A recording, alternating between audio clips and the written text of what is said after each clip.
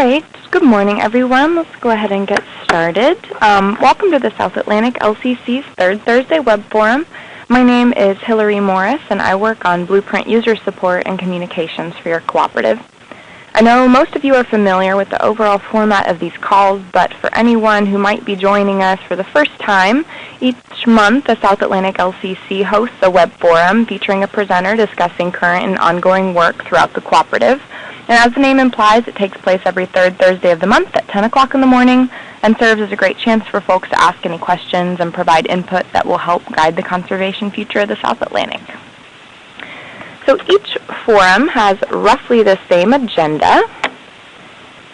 First, I'll introduce our presenter, and they will speak for about 30 to 40 minutes. And following the presentation, we set aside a block of time to ask any questions. The remaining time will include updates from your cooperative, followed by an open discussion where anybody can ask questions about what we're up to. So before we get into the heart of the webinar, a few logistics. It does sound like most folks have already muted themselves, so thanks for that. I'm going to go ahead and mute everyone during the presentation, so if you have any questions, you can type them directly into the chat box, and I'll be monitoring that, or you can just hold on to them until after the presentation. And if you do use the chat box and want everyone to be able to read your question during the open discussion, just remember to send the note to everyone. So to speak at any time during the discussion session, all you need to do is press *6 to unmute yourself. So before I mute everybody, any immediate questions or concerns? The conference is now in silent mode.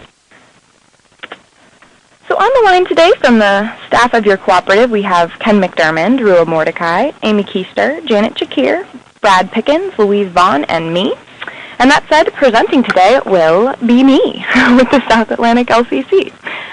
So today I'm just going to keep rolling to the presentation, so I hope you aren't tired of the dulcet tones of my voice yet, because you're in for another 30 minutes of it. This won't be a super techy webinar. It's more of a short and sweet check-in on the status of the blueprint and our efforts to improve and implement it. You might have seen from the newsletter that my colleague Louise and I have requested feedback on your experiences with the blueprint, and we wanted to take this opportunity to explain where that input is going and what it's contributing to. I know Louise is on the line today as well, so I'll let her go ahead and introduce herself.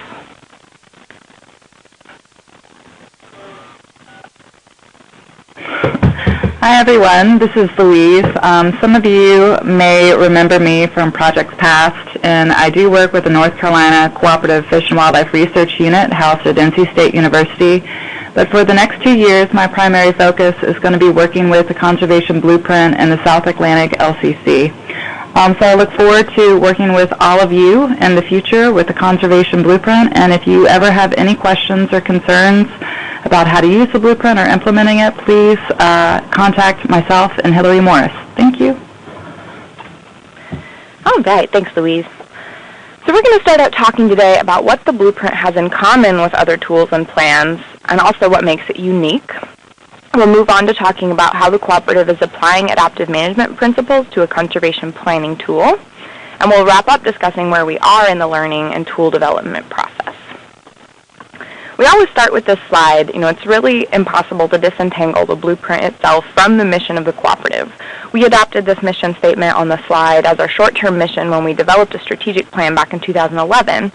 And this blueprint has taken the form of a spatially explicit dynamic map that represents where we need to work and what conservation actions we need to take to ensure that priority natural and cultural resources persist for future generations in the face of future change.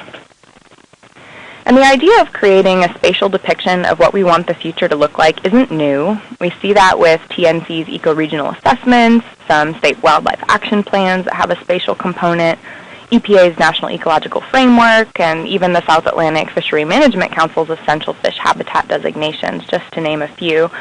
So the question then becomes, what makes the blueprint unique compared to all these existing efforts, and why was it such a high priority for the cooperative? And we think we can boil it down to a few key things. First is that we're planning for the cooperative, not for any one organization. So the blueprint is truly a shared vision that reflects the needs of all the members of this self-directed partnership. It represents an adaptation strategy that incorporates future threats like climate change and urban growth in ways we haven't been able to do before. It operates at a bigger scope and scale by covering the entire southeast geography, which includes the terrestrial, the freshwater, the marine environments, both natural and cultural resources, species and abiotic factors, etc., all of that, trying to stitch together all of the existing work folks are doing to make those actions more meaningful at the landscape level. So you may have heard those first three before. We highlight those pretty frequently in webinars and presentations like this, but I want to add something to the list that really emphasizes what we're doing with the Blueprint user support, and that is we're using a novel approach by embracing the lean startup philosophy. So what is the lean startup approach, you ask? Well, another way to look at that question is, well, what do Japanese automakers and the South Atlantic LCC have in common? The term lean startup really started in 2008, so this picture here is the book, The Lean Startup, which came out in 2011, written by author Eric Ries. Ries advocates for this idea of continuous innovation that builds on the principles of lean manufacturing that originally got started with Toyota, so hence the reference to the Japanese automakers. But it's now very commonly used in the tech world. It's even taught at Harvard. And the idea is to work and iterate quickly to create a better product faster and more cheaply. So the lean startup approach is in stark contrast with a more traditional method that, particularly in the software world, is called the Waterfall Method. And that's what's pictured here, where you move from an idea to analyzing and designing it, to developing and testing, and ultimately coming up with your final product, just steps one right after another. And it's not hard to see parallels to this strategy in the conservation world. I mean, how many of you all have been involved in a project where you get to the end after spending a lot of time and energy perfecting the first version of something and said, wow, I didn't really know what we needed until we produced something tangible, and now I wish we hadn't invested so much in this particular product because looking back we need to make some changes. So when you go all the way from the idea to the development to the implementation of the full product without spending enough time asking for feedback, testing your assumptions, making gradual improvements, that can be very inefficient, and you run the risk of spending too much time perfecting your tool at the expense of actually making it better in the long run. Because you need to make sure you're answering the right question in the right way before you spend the time making it beautiful. So we had this 1 to 3 year mission that I showed a few slides ago that was basically to create the blueprint. And we could have done that by spending 3 years creating the perfect version 1 of the blueprint. But instead, we're releasing multiple versions that build off what we learned from the previous attempts. So diving more deeply into the Lean Startup framework, these are the key steps in the cycle. And the idea is to get through this cycle of building, measuring, and learning as quickly and cheaply as you possibly can.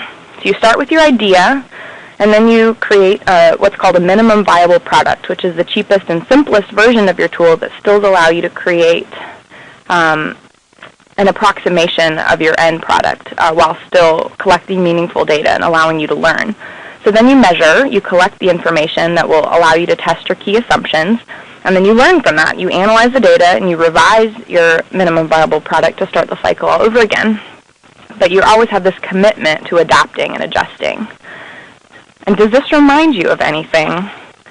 I remember when I first read this book and I started talking to Rue about this philosophy, that was the first thing that struck me, that it's adaptive management, but it's the way it's supposed to be done, where you really close that feedback loop and use good monitoring to revise and refine your management strategy. So hopefully we can all kind of see the resemblance there. What is different about the Lean Startup method is this commitment to complete the cycle as quickly and cheaply as possible. Adaptive management really shares the idea of completing the cycle, but it doesn't really specify how long it should take or how much you should invest.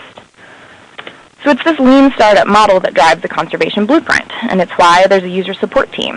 That deliberate learning and adjustment is what we're trying to accomplish by allowing us to measure, in a way, the experiences that people have with Blueprint 1.0 and learn from that to kick off a new cycle with Blueprint 2.0. Louise really likes to use the Microsoft error box as our shining example of what not to do. I don't know if you've all have had this experience. I know I have, when Word or PowerPoint crashes and you get a message that says, do you want to send an error report to our troubleshooting people? I mean, don't you kind of wonder where that goes? I mean, is anybody reading it and acting on it, or is it just gathering dust for all eternity in some void of cyberspace? I mean, we really want to make sure that we're not like that, and we're out in front of the blueprint revision process by actively asking for feedback and really using it to make the tool better. And on more of a personal note, I mean, I can speak as somewhat of a recovering perfectionist, but the kind of scary but ultimately really liberating thing about this approach is that it accepts mistakes in the service of learning and recognizes that the best product often isn't perfect. And we really take that to heart with the blueprint. Right now, it may not be able to do many of the things that we want it to do. And that's okay, because the benefit of getting an imperfect version 1.0 out there so quickly, even with bugs and simplifications, was that it started the learning process, and learning is really the goal here. So as a reminder, this is what the blueprint looks like now, just with the highest priority areas shown. And then when I take off the filter to look at all the priority levels, we see some more colors pop up. And this is all, of course, available on our Conservation Planning Atlas online, and we really encourage you to check it out. There's a URL at the bottom. So where are we now in the lean startup cycle? Here's what I think the cycle looks like, more specific to the blueprint. We started with an idea of the shared blueprint. We moved into the build step with Blueprint 1.0 workshops and incorporating existing conservation plans. Coding for the blueprint was really just creating it on the Conservation Planning Atlas. So now we're really in the measure and learn stages, where we're gathering feedback on Blueprint 1 and incorporating that input into Blueprint 2, with an emphasis on collecting key data from interviews and surveys. So now I'm going to talk a little bit more about that data collection process. Interviews are one way that we're collecting feedback. And first of all, doing a face-to-face interview allows us to sit down with someone and provide a really in-depth tutorial on how to use the blueprint and the CPA. We can show them the features of the tool, how you zoom, how you add a new data set, how you draw, buffer, etc. So the interviews also help improve our understanding of users across different states with different job descriptions, different challenges and opportunities they face, and the unique decisions that they're making. They also enable us to identify common needs so we can find the right niche for the blueprint. We're really trying to strike this balance with the blueprint so that it's broad enough to be applicable for the majority of our members, but not so broad that we lose precision and usefulness. So for example, we know some projects already invested a lot of time in planning and establishing their own priority areas, like TNC and the National Bobwhite Conservation Initiative. So we don't want the blueprint to take the place of those tools. We're really trying to complement them so that those tools can help improve the blueprint, and the blueprint can help improve those tools in a mutually beneficial way. And we want the blueprint to help support the implementation mechanism for those other plans. And in order to accomplish this, we need to make sure that we're aware of the other tools people are using and the projects they're involved in. Another of Louise's favorite metaphors I think really works well here. Some people need to build a house, and some people need to hang a picture, but more or less everyone needs a hammer. And we recognize that some people work in construction and some people work in accounting, so people need a hammer more, they need a hammer less, but that's the kind of versatility that we're trying to build in the blueprint. Our interviews are targeted to the 40 members of our user team. It's probably a little more elegant to call them early adopters, but I think guinea pigs is just as accurate. This is a group of conservation practitioners who have a decision to make, and they think the blueprint can help them, and they've generously volunteered their time. So we've solicited their feedback in a structured way, and we're observing their decision-making process very closely to figure out what's working and what's not in Blueprint 1, and what they need from Blueprint 2 to make it the most useful tool possible.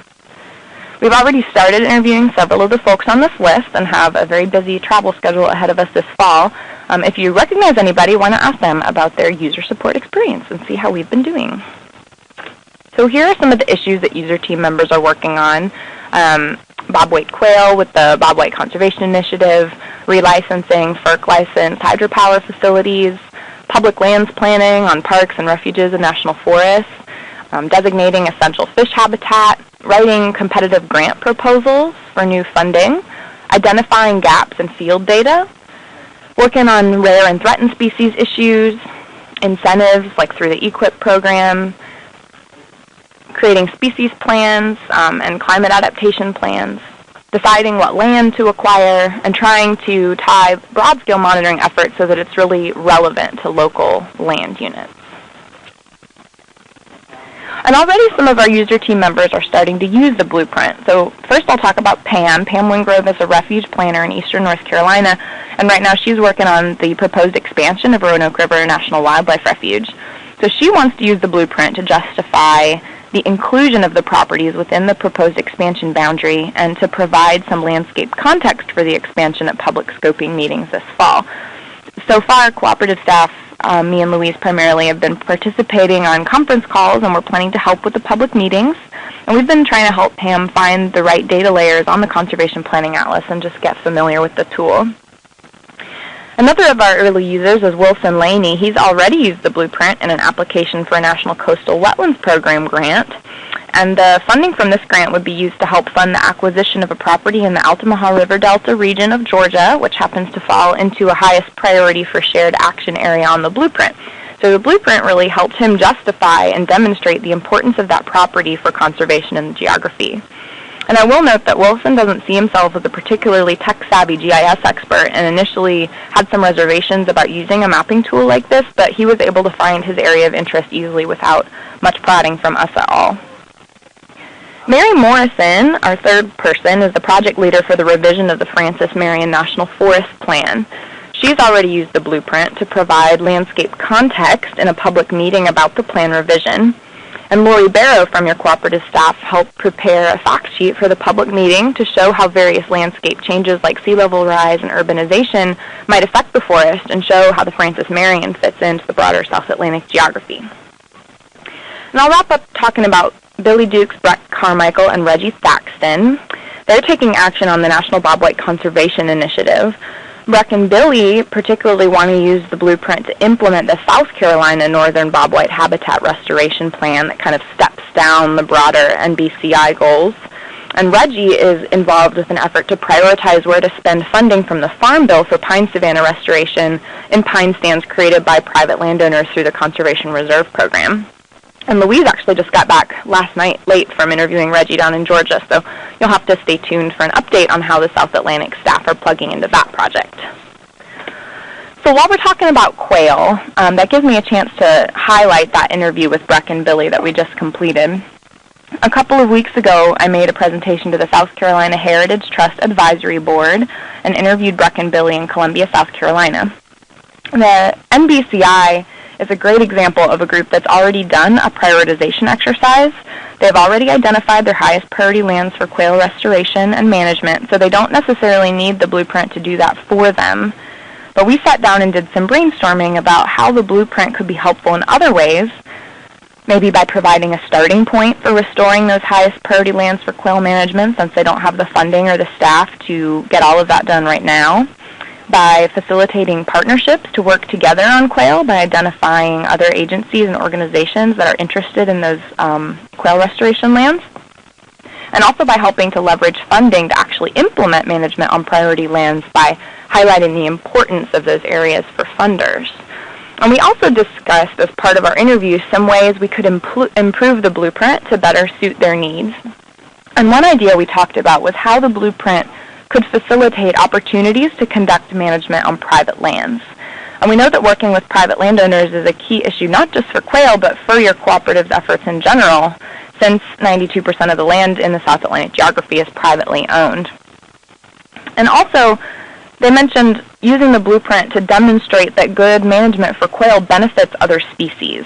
Breck and Billy like to say that what's good for quail is good for lots of other things, like pine savanna forestry management for other grassland-dependent bird species, etc. So when we tie our indicators more explicitly into the next version of the blueprint, we hope to be able to demonstrate this for them to see how the results of quail management affect our indicators and test this hypothesis. So coming back to our collection of data to inform learning and that build, measure, learn cycle that we talked about, our other major source of data is a survey that we will launch early next year after we've concluded our first round of interviews. And we hope that this will tell us more broadly who's using the blueprint, who isn't using the blueprint, and why. It hopefully should reveal gaps in blueprint use and tell us who the staff is missing from an outreach perspective.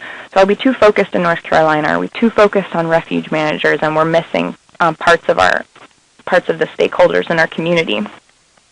It also really allows us to check our logic model and refine our results chain in terms of staff involvement. Figure out, are we getting desired results from our efforts? We're willing to shift our organizational approach if we find out that, for example, folks listening to me talk on this web forum are getting just as much out of that as our user team members get out of one-on-one interviews. If that were true, we probably don't need to be spending a lot of time interviewing people one-on-one. So we want to pinpoint the best use of our time to really get people using the blueprint to guide conservation action and investment across the geography. When we talk about improving Blueprint 1, I'm always imagining this two-sided coin where one side is content and the other side is presentation. And when I say content, I mean the information that's contained in the tool. Does it have the right data layers? Are we using the right models? And presentation is more how you interact with that information. Is the interface easy to use? Is it attractive? Is it simple? And since the release of the draft blueprint, we've been trying to improve both the presentation and the content based on user feedback. We're trying to make a tool that's both useful and usable, one that contains the right information presented in an intuitive way.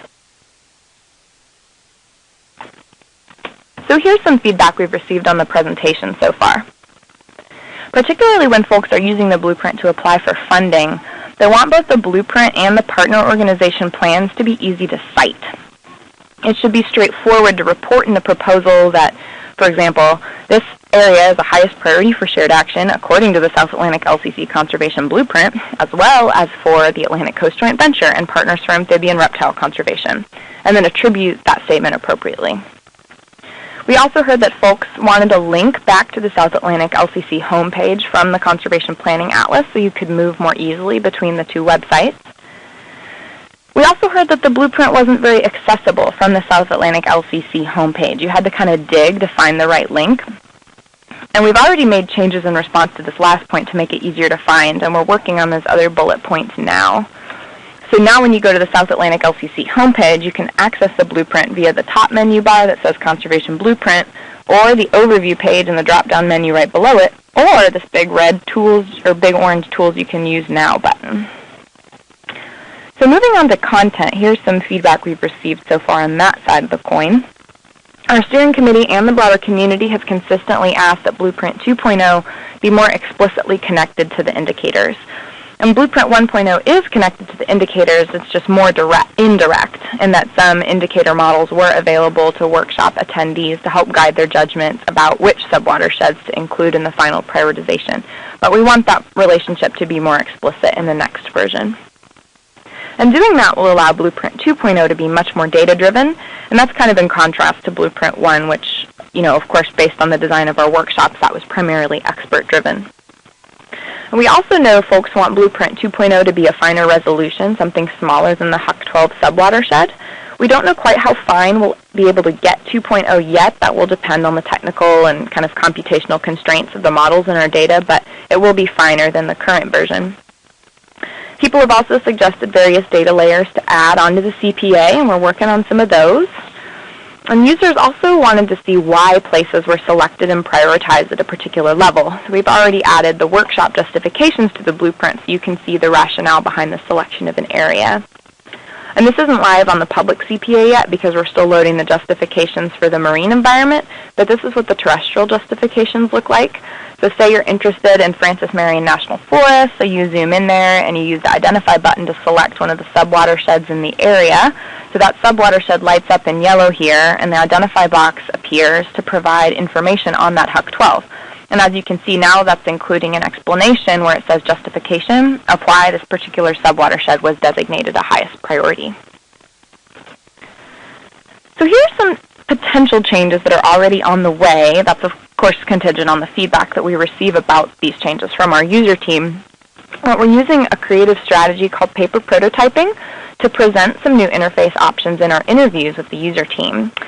This is a technique we borrowed from the tech world, and it's a great way to see if users like the potential changes without spending a lot of time writing software code to create a real program. So it's a very lean startup compatible technique because it allows us to remain very flexible on our design in response to user feedback, and it prevents us from getting locked in too early. So we'll show you some pictures from some of our mock-ups here. So I want you to imagine that we added these big friendly buttons to the front of the interface that allowed you to easily sort by priority, key resource, and conservation action. And if you clicked on those buttons, you could select from drop-down menus that allow you to select from particular categories. So only high priority areas, only a particular type of ecosystem, only a particular type of conservation action.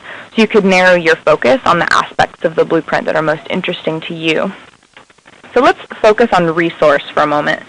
Say that you were interested in landscapes in general. and selected landscapes. This works very well as an example here because we've already revised the indicators for landscapes, so I can be a little bit more specific about where we go from here. So you've selected landscapes, and now you want to identify a particular area on the map. Maybe you selected one subwatershed or a set of subwatersheds, and you could see some charting of our landscape indicators. These charts would describe or more summarize the status of the indicators in the selected area. How are they doing?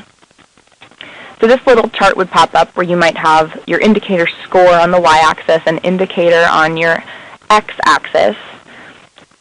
We could include the South Atlantic average for all of those indicators combined as a reference point. And here's one way we could do that with a dotted line, so you could see how that particular subwatershed or set of subwatersheds compared to the average across the geography.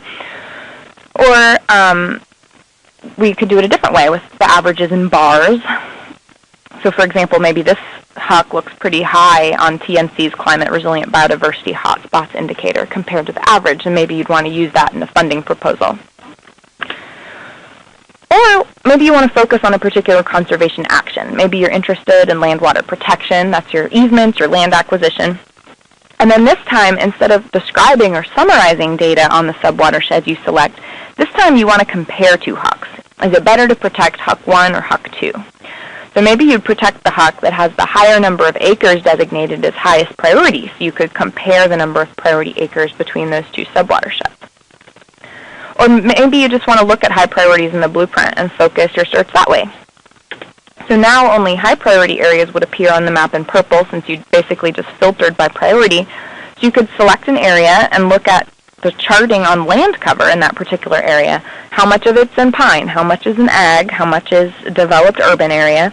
And we could even add a slider bar that would use climate change and urbanization models to predict how that land cover might change going out to year 2100, for example. So those are our paper models that are specific to the blueprint, but there are also some existing mapping tools out there that provide pretty close examples of how ours might look in the next iteration. We're working with Databasin, which hosts our mapping platform, to make some of these options available for the blueprint. So here's an eco-regional climate data explorer where you can select a region, and you can also select different variables from those drop-down menus to plot against each other on a scatter plot. So here we've selected on the y-axis mean annual precipitation, and on the x-axis is mean annual temperature. So when you select this region on the right, that lights up in red, and then the corresponding data point will light up in red on the scatter plot too. And this is an example from land carbon. It shows a great illustration of what our land cover charting might look like. I had to divide these out into a couple slides because there was too much on the screen to fit on one. But on this left-hand side of the page, you select a region, and you can see that lights up in yellow on the map. And then on the other side of the page, you see this great pie chart of ecosystem type. This is for 2005, and then you get a prediction of how those ecosystem types would change in the year 2050, and some graphs on carbon storage and net flux, since that's what this mapper is focused on. So I just want to wrap up with a timeline to basically remind you where we've been, where we are, and where we're going with the blueprint process. We started this in 2013. Our indicators were first approved in March. We hosted workshops in October and November of 2013. The draft Blueprint 1 was released earlier this year. Now we're into August, where we've started interviewing user team members. And we're going full speed ahead to release Blueprint 2.0 next summer 2015. So I'll end by just reminding you all of mine and Louise's contact information. We would be excited to hear from you about your experiences using the Blueprint, so don't hesitate to get in touch. Hopefully this dazzling presentation has inspired some of you to go check out the Blueprint and give us your feedback. Our doors are always open. So thank you very much. That basically wraps up what I wanted to discuss, and Louise and I have plenty of time now to answer any questions or respond to thoughts you have about the presentation. So if you want to speak up, just press *6 to unmute yourself, or you can type questions directly into the chat box.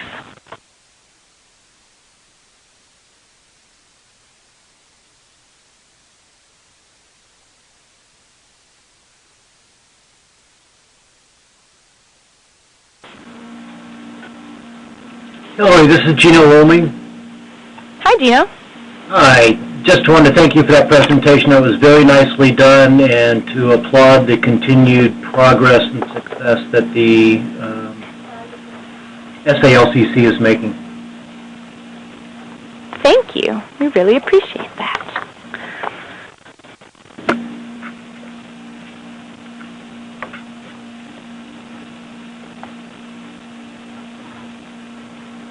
Well, I got some feedback on my presentation last month that I didn't wait long enough for questions, so I'm just going to give you all fair warning. I will wait through a good old-fashioned awkward silence here.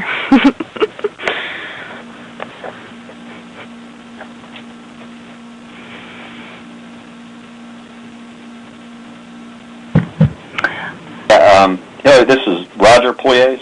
I'd also like to thank you for the update presentation and all the work of both you and Louise and Rua and the whole LCC staff and actually the steering committee to keep this whole process moving forward.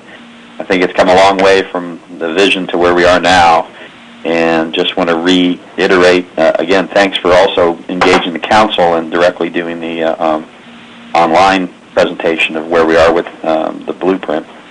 And the biggest thing I was going to indicate is the still intent to integrate the blueprint directly into our Fishery Ecosystem Plan 2 process. And I've already been talking about some other opportunities to integrate and expand the way version 2 really begins to address some of the longer-term needs, I guess, of what we can envision the ecosystem plan showing, because the timing is perfect where we're going to be working on it this year and into 2015.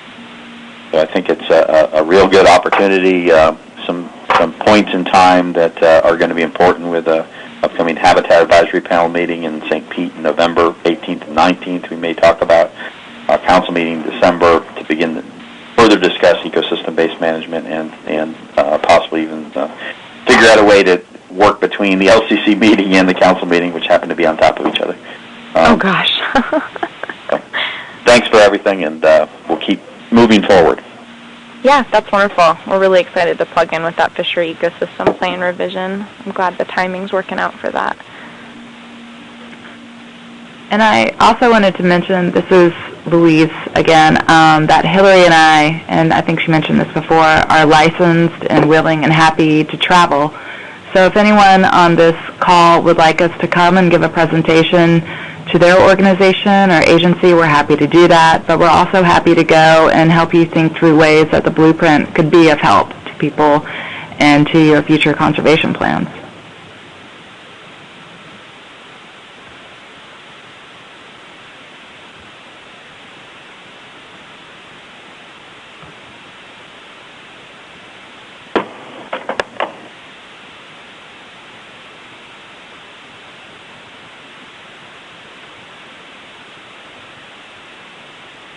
Well, thanks for the great discussion.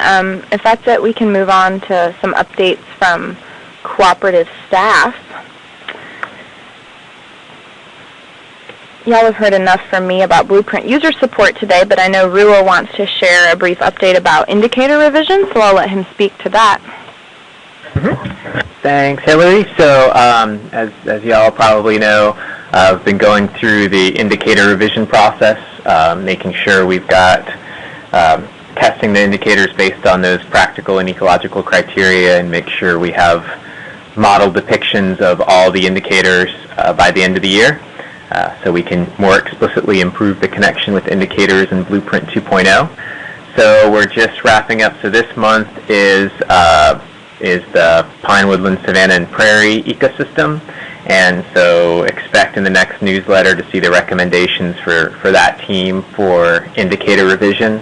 And then starting in September, we're going to be taking on the freshwater aquatic ecosystem and the forested wetland ecosystem.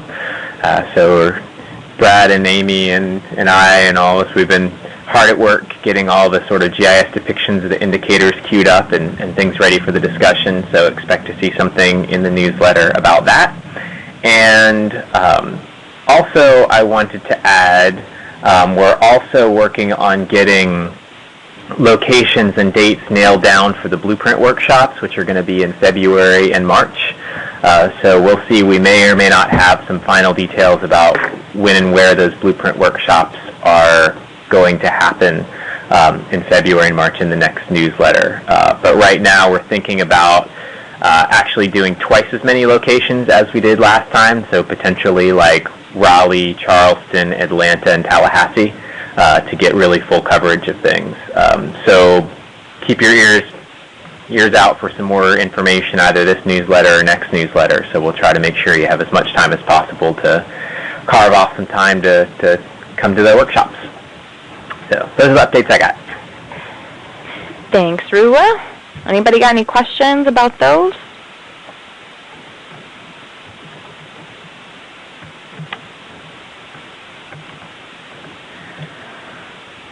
Okay, well, as a sneak peek of next month's Third Thursday Web Forum, it will take place September 18th, same time, same place, and it's featuring Tom Allen and J.P. Walsh from Eastern Carolina University. They'll be presenting on their synthesis of high and low marsh habitat mapping, vulnerability, and responses to sea level rise in the South Atlantic region.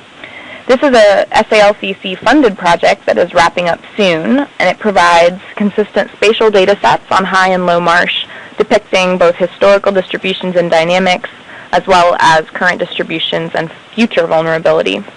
The project provides estimates for the entire South Atlantic region, as well as additional detailed information for 3 more intensive study areas in North Carolina, South Carolina, and Georgia. So it's a very interesting project that's highly relevant to the blueprint, since we know that high and low marsh habitats are already facing some of the biggest changes from future threats like sea level rise.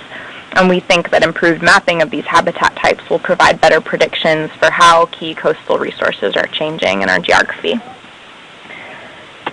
And finally, we want to make sure that folks know they can get involved in the cooperative, so you can always contact your staff or your steering committee rep directly, or the South Atlantic LCC operates a highly active web page where you can find frequent updates and events, or you can go there to learn about upcoming projects and access spatial data on the Conservation Blueprint and Conservation Planning Atlas. So by joining the web community, that'll give you access to our monthly newsletter, which is a digest of relevant conservation-related news and information on your cooperative's activities, as well as a reminder about this monthly web forum. So with that, I'll open the floor to any additional questions that folks might have before we sign off. Just *6 to unmute.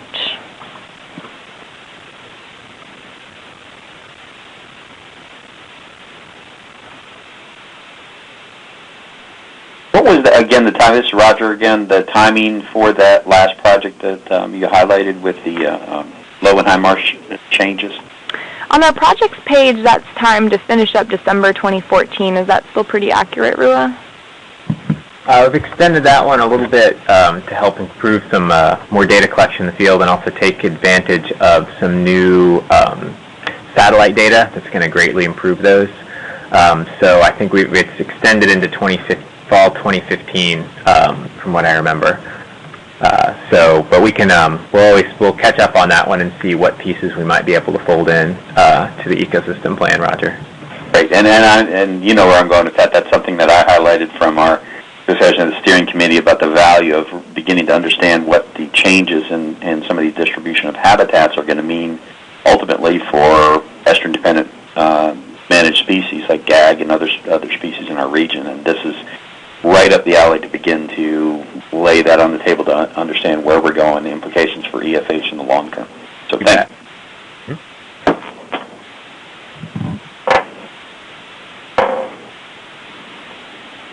Hi, this is Jessica from Biohabitats down in Charleston. I was just, when you were given the preview for the next talk, I was wondering if y'all had plugged into the marsh, the sea level rise and planning for sea level rise in the ACE Basin workshop and follow-up that Audubon had put together last month.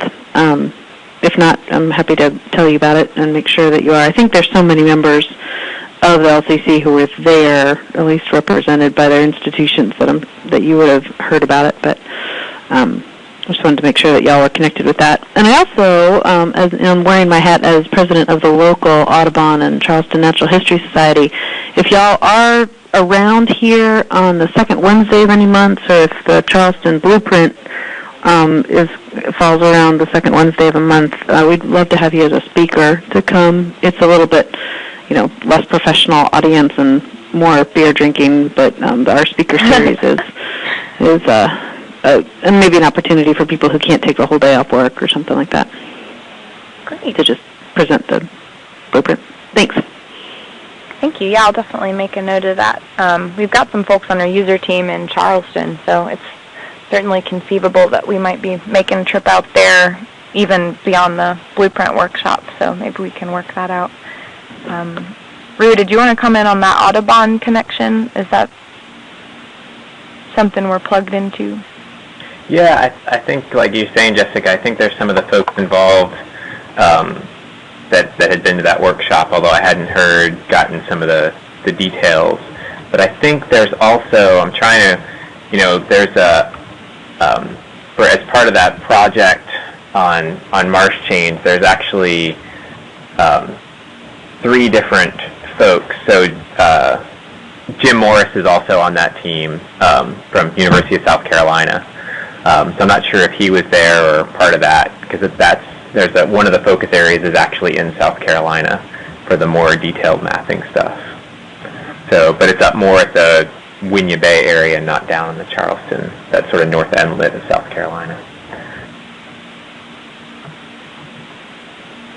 Thanks. Yeah, so, and Audubon, we've done, not about the blueprint in the past, I've been to, just for anyone on the phone, those Audubon meetings tend to be pretty fun. Like I said, it's good. You usually get a good mix of sort of regular interested members of the public and technical experts, and and who doesn't like drinking beer? So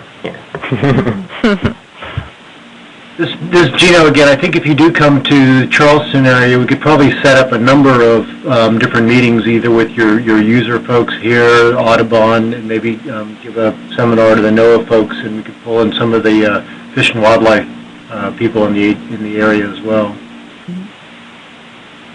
Well, that sounds great to me. I mean, Charleston, that's pretty fun. You don't have to twist my arm too hard to go visit Charleston. I was going to say you should check out the festival schedule and plan accordingly.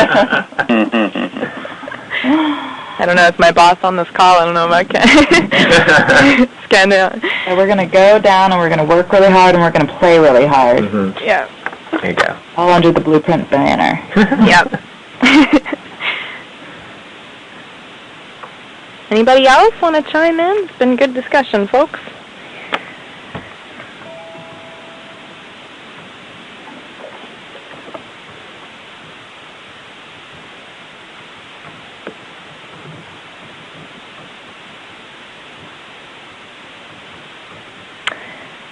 Well, it's about 1:45, so we're wrapping up a little early again this month, but let y'all get back to your busy work day.